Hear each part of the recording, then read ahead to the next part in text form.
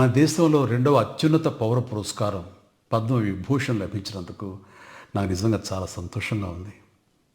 ఒక తల్లి కడుపున పుట్టకపోయినా నన్ను తమ సొంత మనిషిగా, మీ అన్నయ్యగా, మీ బిడ్డగా భావించే కోట్లాది మంది ప్రజల ఆశీస్సులు, నా సినీ కుటుంబం యొక్క అండదండలు, అలాగే నీడల నాతో ప్రతి నిమిషం నడిచే లక్షలాది మంది అభిమానుల ప్రేమ, ఆదరణ కారణంగానే నేను ఈ రోజున ఈ స్థితిలో ఉన్నా. అందుకే నాకు దక్కినటువంటి గౌరవం ఇది మీది. మీరు నాపై చూపిస్తున్న ప్రేమ, ఆప్యాయతలకు నేను ఏమి రుణం తీర్చుకోగలను? నా 45 ఏళ్ల సినీ ప్రస్థానంలో వెండితెరపై వైవిధ్యమైన పాత్రల ద్వారా వినోదం పంచడానికి నా శక్తి మేరకు నేను ప్రయత్నిస్తూనే ఉన్నా. నిజ జీవితంలో కూడా నా చుట్టూ ఉన్న ఈ సమాజంలో అవసరమైనప్పుడు నాకు చేతనైన సాయం చేస్తూనే ఉన్నా. కానీ మీరు నాపై చూపిస్తున్న కొండంత అభిమానానికి నేను ప్రతిగా ఇస్తున్నది గోరంతే.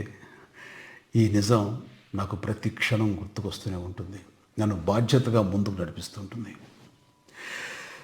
నన్ను ఈ ప్రతిష్టాత్మకమైనటువంటి పద్మవిభూషణ్ అవార్డుకి ఎంపిక చేసిన భారత ప్రభుత్వానికి, గౌరవ ప్రధాని శ్రీ నరేంద్ర మోడీ గారికి నా హృదయపూర్వక కృతజ్ఞతలు.